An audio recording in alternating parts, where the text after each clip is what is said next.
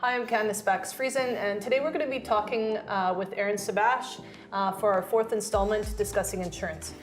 So our topic today is business planning, and some people, they might have small businesses or know people who have businesses, and it could be somebody like myself as well who's self-employed as a real estate agent.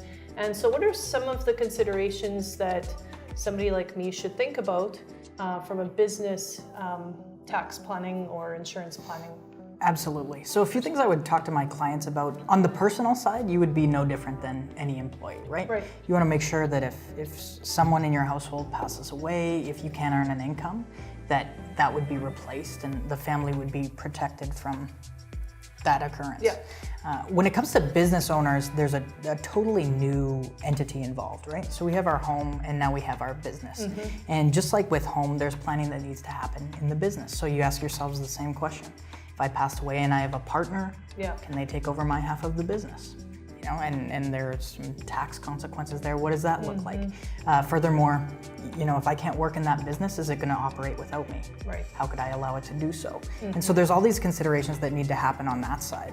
And what's really important about working with a specialist and someone who knows how to do planning on both fronts is they can then integrate a plan that works together, right? Yeah. Especially for our owner-operator business owners.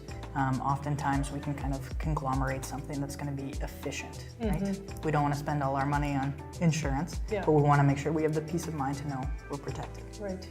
And so how often would a business owner come in typically to sort of review that? And because I could start as an individual and then next thing I team up with somebody, and if I'm just thinking, if I'm not having that discussion often, I might forget about. Great question. Yeah, and it's really important to stay in touch and have that discussion, whether it's every 6 months or year over year.